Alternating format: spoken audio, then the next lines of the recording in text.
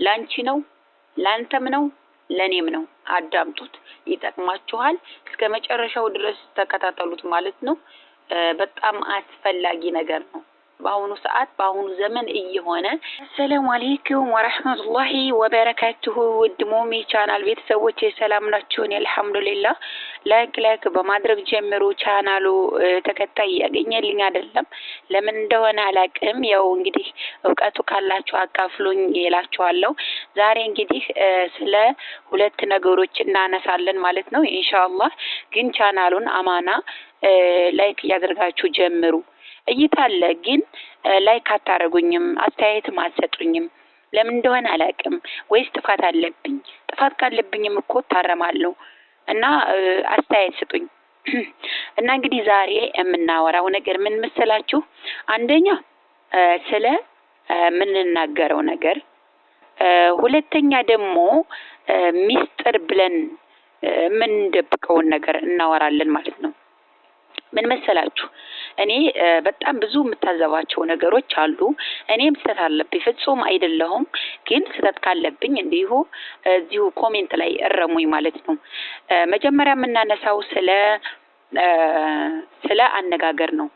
አሁን እኛ በህይወታችን ላይ ብዙ ሰዎች ጋር እንነጋገራለን፣ ብዙ ሰው ጋር እናወራለን። በስልክም ይሁን በአካልም ይሁን እንዲሁ በቃ ብዙ ነገሮችን ንግግር ለውጥ እናደርጋለን ማለት ነው።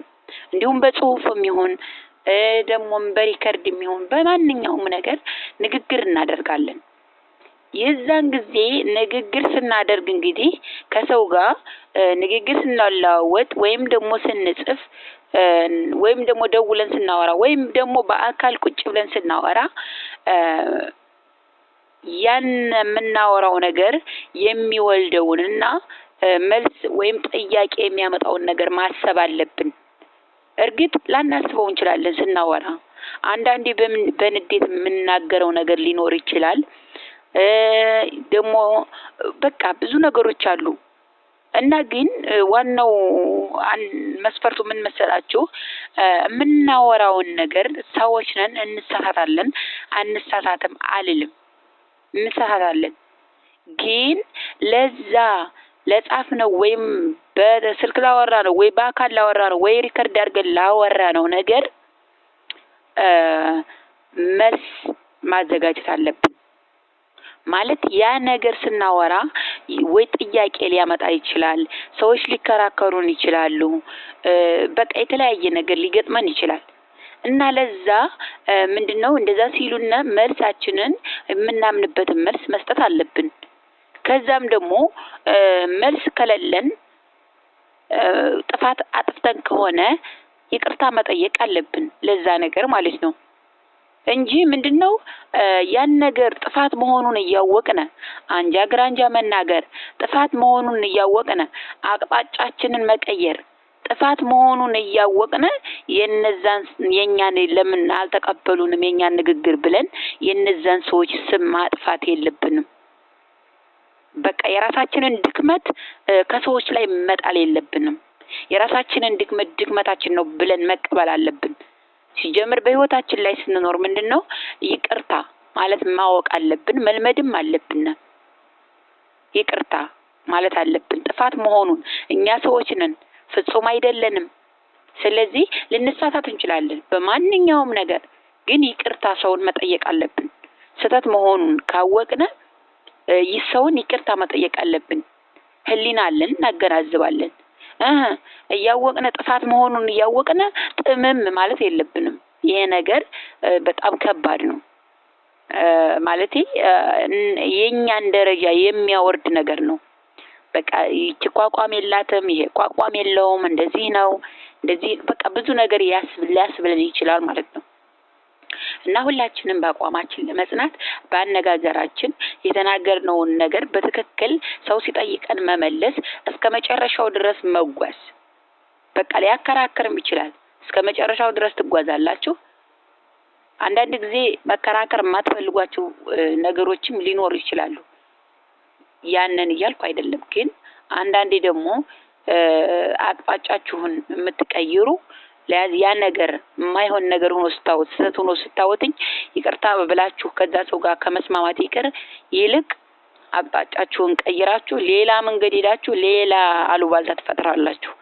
ያን ነገር በጣም በጣም የወረደ ነገር ነው። እናንተንም ያወርዳችኋል።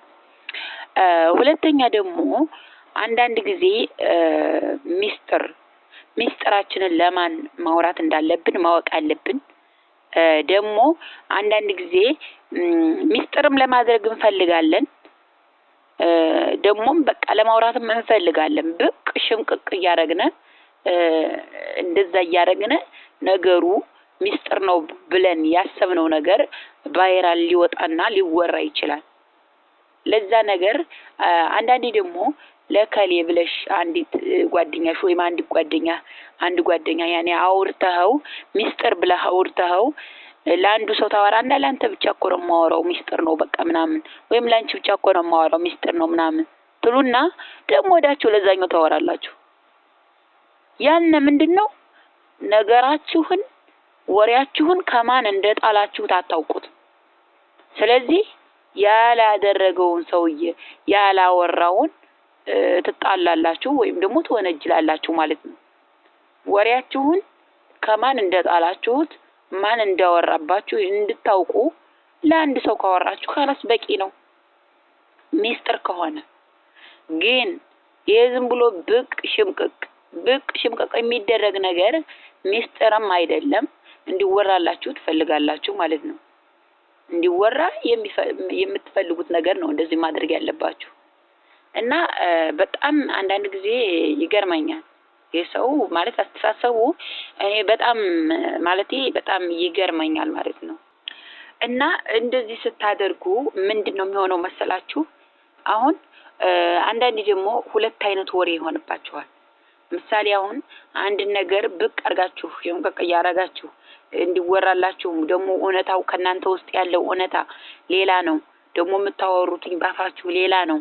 ይሄ ነገር ምንድነው ደግሞ እናንተ ሁለት አይነት ወሬ እንድታወሩ ያደርጋችኋል። ለምን? ያኔ አቋም ያለው ወሬ አይደለም አያወራችሁ ያላችሁት። እውነታው ሌላ፣ እናንተ የምታወሩት ሌላ። እናንተ ነገራችሁን መደበቅ ከፈለጋችሁ ዝም በሉ፣ ዝምታ ምረጡ። ምክንያቱም ብዙ ከማውራት መሳሳት አለና። ዝም በሉ፣ ዝምታ ምረጡ። ነገራቻችሁን መደበቅ ከፈለጋችሁ ግን ምንድነው በቃ መደበቅ ትፈልጋላችሁ፣ ግን ውሸቱን ወሬ ለማራባት ትፈልጋላችሁ። ሰዎችን ለማሳመን ስትሞክሩ ያን እውነታ እየተደባለቀ ይወራባችኋል፣ ያስታውቅባችኋል ከአንደበታችሁ። ምክንያቱም ሁለት አይነት ወሬ ነው ከናንተ ውስጥ ሁለት አይነት ወሬ ነው ያለው፣ እውነታና ውሸታ። ይሄን ነገር ዘወር ብለን ራሳችን ብንገነዘብበት ከኔው ጀምሮ በጣም ደስ ይለኛል ማለት ነው። ይሄ መልእክት ላንቺ ነው፣ ላንተም ነው፣ ለኔም ነው። አዳምጡት፣ ይጠቅማችኋል። እስከ መጨረሻው ድረስ ተከታተሉት ማለት ነው። በጣም አስፈላጊ ነገር ነው። በአሁኑ ሰዓት በአሁኑ ዘመን እየተከናወነ ያለ በሁላችንም ቤት በሁላችንም ልብ ያለ ነገር ነው። ወሰላሙ አለይኩም።